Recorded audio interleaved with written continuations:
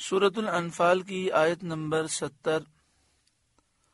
سورۃ الانفال کا 10واں رکوع اور 10ویں پارے کا 6واں رکوع، اور یہ سورہ انفال کا آخری رکوع ہے۔ یا ایھا النبی، اے نبی، اے غیب کی خبریں بتانے والے، قل لمن فی ایدیکم من الاسریٰ، جو قیدی آپ کے ہاتھ میں ہیں ان سے فرمائیے، ان یعلم اللہ فی قلوبکم خیرا یؤتکم خیرا مما اخذ منکم، اگر اللہ نے تمہارے دلوں میں بھلائی جانی تو جو تم سے لیا گیا اس سے بہتر تمہیں عطا فرمائے گا، وَيَغْفِرْ لَكُمْ، اور تمہیں بخش دے گا، واللہ غفور الرحیم، اور اللہ بخشنے والا مہربان ہے۔ اس آیت کریمہ میں یہ بیان کیا گیا، اے نبی صلی اللہ علیہ وآلہ وسلم، قل، آپ فرمائیے، لمن فی ایدیکم من الاسریٰ، جو قیدی آپ کے ہاتھ میں ہیں، جو 70 کافر بدر کے میدان میں قید ہوئے، ان سے آپ نے جو فدیہ لیا ہے اور فدیے میں مال لیا ہے، تو آپ ان سے فرمائیے، ان یعلم اللہ فی قلوبکم خیرا، اگر اللہ نے تمہارے دلوں میں بھلائی جانی، یعنی تم مسلمان ہو گئے اور مسلمان رہے، یؤتکم خیرا مما اخذ منکم، تو جو تم سے لیا گیا ہے اس سے بہتر اللہ تعالیٰ عطا فرمائے گا، جتنا فدیہ تم نے دیا ہے اس سے بہتر تمہیں مال دے گا، وَيَغْفِرْ لَكُمْ، اور تمہیں بخش دے گا، واللہ غفور الرحیم، اور اللہ بخشنے والا مہربان ہے۔ یہ آیت حضرت عباس بن عبد المطلب رضی اللہ تعالی عنہما کے بارے میں نازل ہوئی، جو سید عالم صلی اللہ علیہ وآلہ وسلم کی چچا ہیں۔ یہ کفار قریش کے ان سرداروں میں سے تھے جنہوں نے جنگ بدر میں لشکر کفار کے کھانے کی ذمہ داری لی تھی۔ بدر کے میدان میں جو جنگ کرنے کے لیے کافر آئے تھے تو 10 یا 12 کافر سردار تھے جنہوں نے پورا خرچہ اٹھایا تھا اور لوگوں کو اپنے خرچے پر جنگ کرنے کے لیے لائے تھے۔ کھانے کی ذمہ داری ان پر تھی، جن کے پاس سواری نہیں تھی، جن کے پاس اسلحہ نہیں تھا، انہوں نے دیا۔ تو ان میں حضرت عباس بھی تھے جو اس وقت اسلام نہیں لائے تھے۔ آپ اس خرچ کے لیے 20 اوقیہ سونا ساتھ لے کر چلے تھے۔ ایک اوقیہ 40 درہم کا ہوتا ہے، تقریباً 20 اوقیہ کا مطلب ہے تقریباً 2 کلو سونا آپ لے کر چلے تھے۔ لیکن ان کے ذمے جس دن کھانا کھلانا تھا، خاص اسی دن جنگ کا واقعہ پیش آیا اور جنگ میں کھانے کھلانے کی فرصت اور مہلت نہ ملی، تو یہ 20 اوقیہ سونا ان کے پاس بچ گیا۔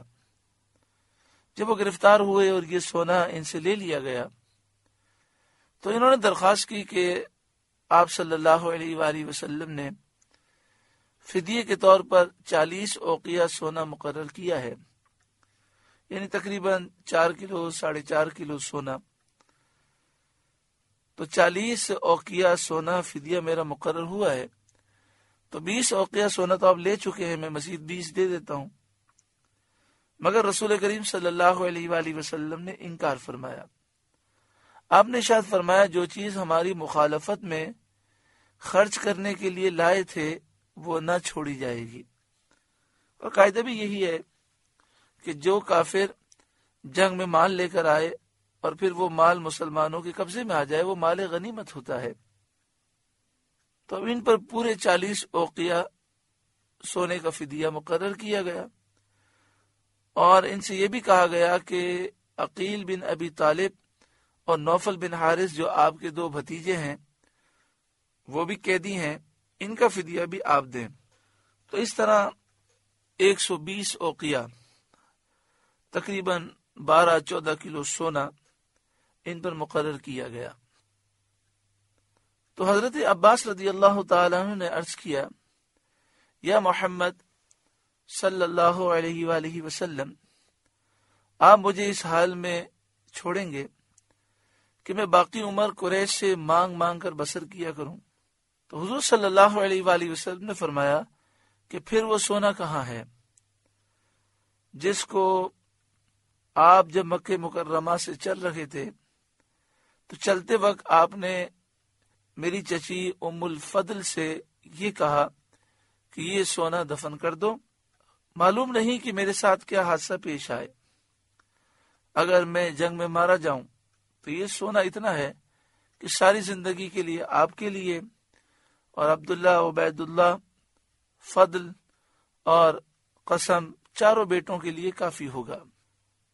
حضرت عباس رضی اللہ تعالیٰ عنہ نے عرض کی، آپ کو کیسے معلوم ہوا؟ یہ تو میرے اور آپ کی چچی کے درمیان راز تھا۔ نبی اکرم صلی اللہ علیہ وآلہ وسلم نے فرمایا، مجھے میرے رب نے خبردار کیا ہے۔ اس پر حضرت عباس رضی اللہ تعالی عنہ نے عرض کیا، میں گواہی دیتا ہوں بے شک آپ سچے ہیں، اور میں گواہی دیتا ہوں کہ اللہ کے سوا کوئی معبود نہیں، بے شک آپ اس کے بندے اور رسول ہیں۔ میرے اس راز پر اللہ کے سوا کوئی مطلع نہ تھا۔ حضرت عباس رضی اللہ تعالی عنہ نے اپنے بھتیجوں عقیل اور نوفل کو حکم دیا، وہ بھی اسلام لائے۔ تو حضرت نوفل بن حارث اور حضرت عقیل بن ابی طالب بھی مسلمان ہو گئے۔ اس پر یہ آیت کریمہ نازل ہوئی اور فرمایا گیا، محبوب آپ ان سے فرما دیں کہ جو فدیہ تم سے لیا گیا ہے اللہ تعالی اس سے بہتر عطا فرمائے گا اگر تم اسلام پر ثابت قدم رہے۔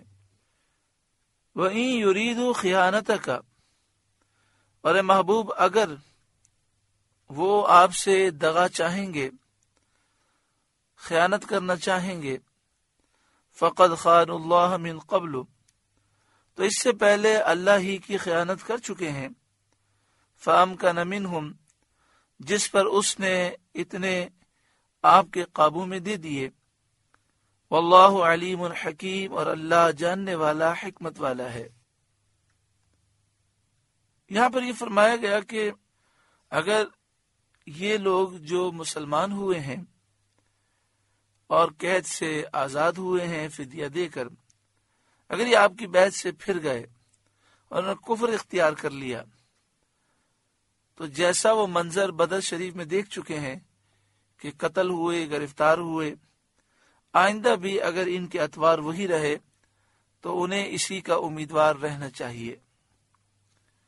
جب نبی اکرم صلی اللہ علیہ وآلہ وسلم کے پاس بحرین کا مال آیا جس کی مقدار 80,000 تھی، تو حضور صلی اللہ علیہ وآلہ وسلم نے نماز ظہر کے لیے وضو کیا اور نماز سے پہلے کل کا کل تقسیم کر دیا۔ حضرت عباس رضی اللہ تعالیٰ عنہ کو حکم دیا کہ اس میں سے لے لو، تو جتنا ان سے اٹھ سکا اتنا انہوں نے لے لیا۔ وہ فرماتے تھے کہ یہ اس سے بہتر ہے جو اللہ نے مجھ سے لیا، اور میں اس کی مغفرت کی امید رکھتا ہوں۔ ان کی مالداری کا یہ حال ہوا کہ ان کے 20 غلام تھے، سب کے سب تاجر، اور ان میں سب سے کم سرمایہ جس کا تھا اس کا 20,000 کا تھا۔ اللہ تعالیٰ نے یہ خبر دی کہ اگر یہ ایمان پر ثابت قدم رہے تو اس سے بہتر عطا فرمائے گا۔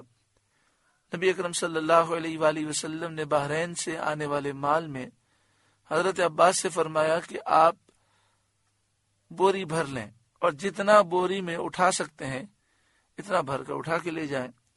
تو حضرت عباس نے جب بوری بھری تو وہ اتنی آپ نے بھر لی کہ آپ سے اٹھتی نہیں تھی، اٹھا کر چند قدم چلتے اور پھر رکھ دیتے اور یہ کہتے جاتے کہ میرے رب نے سچ فرمایا، میرے رب نے سچ فرمایا، جو مجھ سے لیا اس سے بہت بہتر عطا فرمایا۔ اب مجھے اس بات کی بھی امید ہے کہ ساتھ میں یہ بھی فرمایا تھا کہ اللہ تعالیٰ تمہیں بخش دے گا، تو مجھے مغفرت کی بھی امید ہے۔ پھر آپ نے بھی سنا کہ اللہ تعالیٰ نے ان کے مال میں اتنی برکت عطا فرمائی کہ آپ کے 20 غلام تھے اور سب آپ کا کاروبار کرتے تھے۔ اور ہر ایک کے پاس الگ الگ سرمایہ تھا، تو 20 غلاموں کے پاس کتنا سرمایہ ہوگا؟ اور یہ ایک مسئلہ آپ جانتے ہی ہیں کہ غلام بھی آقا کا ہوتا ہے، غلام کا مال بھی آقا کا ہوتا ہے۔ تو یہ 20 غلام آپ کے یہ تاجر تھے، اور ان کے پاس آپ کا سرمایہ تھا جو وہ تجارت کرتے تھے، اس میں سے جو کم سرمایہ جس کا تھا وہ 20,000 کا تھا۔ تو آپ سوچیں 20 غلاموں کے پاس کتنا سرمایہ ہوگا، اور خود حضرت عباس کے پاس کتنا مال ہوگا۔ جو شخص اللہ رب العالمین کی بارگاہ میں اخلاص کے ساتھ جھک جاتا ہے اور تقوی اور پرہیزگاری اختیار کرتا ہے، اس کی دنیا بھی سنور جاتی ہے اور آخرت بھی سنور جاتی ہے۔ ان الذین آمنوا، بے شک وہ لوگ جو ایمان لائے، وہاجروا، اور اللہ کے لیے گھر بار انہوں نے چھوڑے، وجاہدوا باموالہم وانفسہم فی سبیل اللہ، اور اللہ کی راہ میں اپنے مالوں اور جانوں سے لڑے، والذین آووا ونصروا، اور وہ جنہوں نے جگہ دی اور مدد کی، اولئک بعضهم اولیاء بعض، وہ ایک دوسرے کے وارث ہیں۔ یہاں پر جن مہاجرین کا ذکر ہے، وہاجروا، جنہوں نے ہجرت کی، اس سے مراد مہاجرین اولین ہیں، جنہوں نے مکہ شریف سے حبشہ ہجرت کی اور پھر حبشہ سے مدینہ شریف آئے، اور وہ مہاجرین جو مکہ شریف سے مدینہ شریف گئے صلح حدیبیہ سے پہلے، انہیں مہاجرین اولین کہتے ہیں۔ تو یہاں مہاجرین اولین کا ذکر ہے۔ اور یہ جو فرمایا والذین آووا ونصروا، وہ جنہوں نے جگہ دی اور مدد کی، اس سے مراد وہ ہیں جنہوں نے مسلمانوں کی مدد کی اور انہیں اپنے مکانوں میں ٹھہرایا، یہ انصار ہیں۔ انصار کو اللہ تعالیٰ نے بڑا مقام و مرتبہ عطا فرمایا۔ نبی اکرم صلی اللہ علیہ وآلہ وسلم کے فرمان پر انصار کے 2 قبیلے اوس اور خزرج دونوں بھائی بھائی ہو گئے۔ 120 سال پرانی جنگیں ختم ہو گئیں، بھائیوں سے بڑھ کر محبتیں پیدا ہوئیں۔ جب مہاجرین ہجرت کر کے مدینہ شریف آئے تو پیارے آقا صلی اللہ علیہ وآلہ وسلم نے ایک مہاجر کو ایک انصاری کا بھائی بنایا، تو اس نے اتنی محبت کا اظہار کیا کہ اپنا آدھا مکان مہاجر کو دے دیا، اپنا آدھا کاروبار، اپنا آدھا باغ، اپنی آدھی کھیتی مہاجر کو دے دی۔ اس قدر انہوں نے مدد فرمائی، اور پھر اس مدد کے صدقے میں نبی اکرم صلی اللہ علیہ وآلہ وسلم کی نگاہ کرم کے صدقے میں جو مہاجرین مکہ شریف سے آئے تھے، ان کے لیے اللہ تبارک و تعالی نے ہر قسم کی راحت کے سامان مہیا فرمائے۔ تو فرمایا کہ اولئک بعضهم اولیاء بعض، اب مہاجر میں سے کوئی انتقال کر جائے یا انصار میں سے کوئی انتقال کر جائے تو انہیں وراثت میں سے حصہ ملے گا، وہ ایک دوسرے کے وارث ہیں۔ لیکن یہ حکم ابتدائے وقت میں تھا، یہ حکم شروع میں تھا، لیکن جب کچھ وقت گزر گیا تو پھر وراثت کے احکام بیان کر دیے گئے، اور یہ فرمایا گیا کہ مہاجر اور انصار ایک دوسرے کے اب وارث نہیں ہیں۔ والذین آمنوا ولم یہاجروا، اور وہ جو ایمان لائے اور ہجرت نہ کی اور مکہ مکرمہ ہی میں مقیم رہے، ما لکم من ولایتہم من شیء حتی یہاجروا، تمہیں ان کا ترکہ کچھ نہیں پہنچتا جب تک ہجرت نہ کریں۔ یعنی جو مسلمان مکہ شریف میں ہیں، انہوں نے ہجرت نہیں کی، تو ان کے اور مدینہ شریف کے مسلمانوں کے درمیان وراثت جاری نہ ہوگی جب تک وہ ہجرت نہ کریں۔ وَإِنِ اسْتَنصَرُوكُمْ فِي الدِّينِ فَعَلَيْكُمُ النَّصْرُ، اور اگر وہ دین میں تم سے مدد چاہیں تو تم پر مدد دینا واجب ہے۔ یعنی مکہ شریف میں جو مومنین ہیں جنہوں نے ابھی ہجرت نہیں کی، تو ان کے اور مدینہ شریف کے مسلمانوں کے درمیان وراثت جاری نہ ہوگی، یعنی وراثت میں سے انہیں حصہ نہیں ملے گا۔ لیکن اگر مکہ شریف میں مقیم مسلمانوں کو ضرورت پڑے مدد کی تو انصار پر اور دیگر مہاجرین پر لازم ہے کہ وہ دین کے معاملات میں ان کی مدد کریں، اپنی طاقت کے مطابق، الا علی قوم بینکم و بینہم میثاق، مگر ایسی قوم پر کہ تم میں ان میں معاہدہ ہے، یعنی یہ مسلمان جو مکے میں ہیں تم سے مدد مانگیں اس قوم کے خلاف جس قوم سے تم معاہدہ کر چکے ہو، تو تم اپنے معاہدے کی پاسداری کرو گے اور اس قوم پر حملہ نہیں کرو گے۔ واللہ بما تعملون بصیر، اور اللہ تمہارے کام دیکھ رہا ہے۔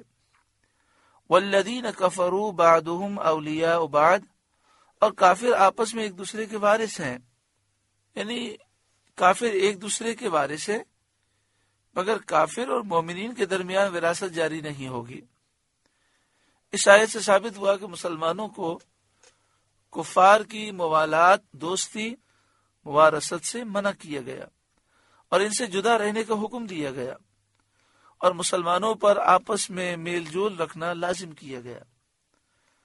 کافر مر جائے اور اس کے ورثہ میں مسلمان ہے تو اسے حصہ نہیں ملے گا، مسلمان مر جائے اس کے ورثہ میں کافر ہے تو وہ وراثت سے محروم ہوگا۔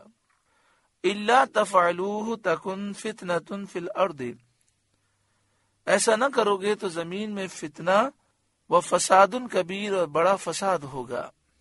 یعنی اگر مسلمان آپس میں تعاون نہ کریں گے، ایک دوسرے کی مدد نہ کریں گے، امیر مسلمان غریب مسلمان کو مضبوط نہ کرے گا، اور وہ ایک دوسرے کے مددگار ہو کر ایک قوت نہ بن جائیں گے، تو پھر کافر قوی ہوں گے اور مسلمان کمزور، اور یہ بہت بڑا فتنہ و فساد ہے، کیونکہ کافر جب قوی ہو جائیں گے تو وہ مسلمانوں کو ہرگز برداشت نہیں کریں گے۔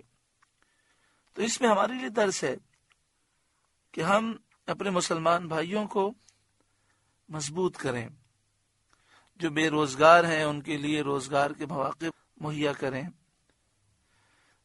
ایک مسلمان بھائی فٹ پاتھ پر چادر بچھا کر چند چیزیں بیچ رہا ہے، اس کی مدد کر سکتے ہیں، اس کے لیے ایک ٹھیلا دے دیں، ٹھیلا خرید کے دے دیں، کچھ سامان دے دیں، تو تھوڑی سی اسے ترقی ہو جائے گی، اس کے کاروبار میں اضافہ ہوگا۔ کوئی ٹھیلے والا ہے، آپ اسے کیبن دلا دیں، کچھ سامان دلوا دیں، تو اس کا نفع بڑھے گا تو وہ آگے بڑھے گا۔ اگر کوئی جو کیبن والا ہے آپ اسے دکان دلا سکتے ہیں کرائے پر، یا کرائے والا ہے تو اسے اپنی دکان دلا سکتے ہیں تو دلا دیں۔ تو اس طریقے سے مسلمان مضبوط ہوں گے۔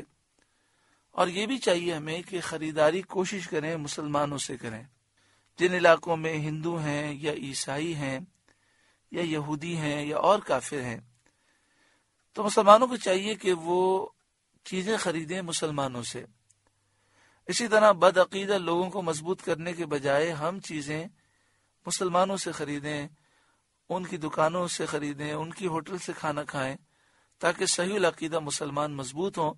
اور اگر یہ کمزور ہو گئے تو زمین میں فتنہ ہوگا اور بڑا فساد ہوگا، کیونکہ جو باطل قوتیں ہیں یہ مسلمانوں کی دشمن ہیں، اور جب ان کے پاس دولت ہوگی اور یہ طاقتور ہوں گے تو پھر یہ مسلمانوں کو تہس نہس کر دیں گے۔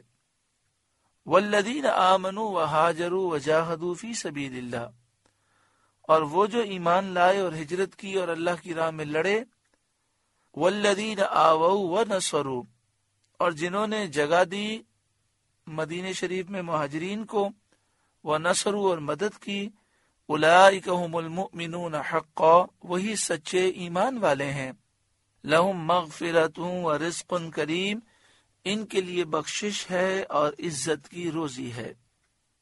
پہلی آیت میں مہاجرین اور انصار کے باہمی تعلقات کا بیان تھا، اور ان میں سے ہر ایک دوسرے کا معین مددگار ہے، اس کا بیان تھا۔ اس آیت میں ان دونوں کے ایمان کی تصدیق اور اس بات کا ذکر ہے کہ ان پر اللہ تعالیٰ کی رحمتیں نازل ہو رہی ہیں، یہ سچے مومن ہیں، ان کے لیے مغفرت ہے اور عزت کی روزی ہے، دنیا میں بھی خیر ہے اور آخرت میں جنت میں اللہ تعالیٰ نے ان کے لیے اعلیٰ مرتبے رکھے ہیں۔ والذین آمنوا من بعد وہاجروا وجاہدوا معکم، اور جو بعد کو ایمان لائے اور ہجرت کی اور تمہارے ساتھ جہاد کیا، فَأُولَٰئِكَ مِنْكُمْ، وہ بھی تمہیں میں سے ہیں۔ اے مہاجرین اور انصار، جو مسلمان بعد میں ہجرت کر کے آئے وہ بھی تمہیں میں سے ہیں، یعنی مہاجر ہیں۔ مہاجرین کے کئی طبقے ہیں۔ ایک وہ ہیں جنہوں نے پہلی مرتبہ مدینہ طیبہ کو ہجرت کی، انہیں مہاجرین اولین کہتے ہیں۔ کچھ وہ حضرات ہیں جنہوں نے پہلے حبشہ کی طرف ہجرت کی، پھر مدینہ طیبہ کی طرف، انہیں اصحاب الہجرتین کہتے ہیں، دو ہجرت والے۔ بعض حضرات وہ ہیں جنہوں نے صلح حدیبیہ کے بعد اور فتح مکہ سے پہلے ہجرت کی۔ صلح حدیبیہ ہوا سن 6 ہجری اور مکہ شریف فتح ہوا سن 8 ہجری۔ تو ان 2 سالوں کے درمیان جنہوں نے ہجرت کی یہ اصحاب ہجرت ثانیہ کہلاتے ہیں۔ پہلی آیت میں مہاجرین اولین کا ذکر ہے اور اس آیت میں اصحاب ہجرت ثانیہ کا ذکر ہے کہ جنہوں نے صلح حدیبیہ کے بعد اور فتح مکہ سے پہلے ہجرت کی۔ یہاں پر ایک سوال ہوتا ہے کہ جن لوگوں نے فتح مکہ کے بعد ہجرت کی تو اس کا جواب یہ ہے کہ جب مکہ شریف فتح ہو گیا تو پھر ہجرت کی حاجت باقی نہ رہی۔ مکہ شریف اور مدینہ شریف دونوں دارالاسلام اور اسلام کے عظیم الشان مرکز ہیں، اور جب مکہ شریف فتح ہو گیا تو پھر مسلمانوں کی ساری تکلیفیں دور ہو گئیں۔ اور یہ بھی ایک حقیقت ہے کہ مکہ شریف کی فتح کے بعد مکہ شریف میں جتنے کافر تھے ان کی اکثریت بہت تیزی سے ایمان لے آئے۔ وَأُولُو الْأَرْحَامِ بَعْضُهُمْ أَوْلَىٰ بِبَعْضٍ فِي كِتَابِ اللَّهِ، اور رشتے والے ایک دوسرے سے زیادہ نزدیک ہیں اللہ کی کتاب میں۔ اس آیت سے یہ بیان کیا گیا کہ جو پہلے حکم ہوا تھا کہ مہاجر اور انصار ایک دوسرے کے وارث ہیں، یہ توارث بالہجرت منسوخ کیا گیا اور ذوی الارحام کی وراثت ثابت ہوئی۔ ان اللہ بکل شیء علیم، بے شک اللہ سب کچھ جانتا ہے۔ سورۃ الانفال کا 10واں رکوع مکمل ہوا، سورہ انفال مکمل ہوئی۔ اللہ تعالیٰ اس کی نصیحتوں پر ہمیں عمل کی توفیق عطا فرمائے۔ ایک نصیحت کو ہم پھر دہراتے ہیں کہ ہم اپنی قوم کو اگر مضبوط کریں گے تو ہمارا اپنا تحفظ ہے۔ جو صحیح العقیدہ مسلمان ہیں ان کو ہمیں ہر لحاظ سے مضبوط کرنا چاہیے۔ ہمارے مدرسے، ہمارے دارالعلوم، ہماری مسجدیں، ہمارے دین کے مراکز یہ بھی مضبوط ہونے چاہیے، اور مالی طور پر بھی صحیح العقیدہ مسلمان جو نیک صالح ہیں وہ مضبوط ہونے چاہیے اور ایک قوت بننے چاہیے، ورنہ کفار، بدعقیدہ لوگ، بد مذہب وہ ایک ایک پر حملہ کر کے آخرکار وہ ہمیں ختم کر دیں گے، اور یہی پوری دنیا میں ہو رہا ہے۔ اللہ تعالیٰ اہل حق کو بیداری اور غلبہ اور اتحاد نصیب فرمائے، آمین بجاہ سید المرسلین صلی اللہ علیہ وآلہ وسلم۔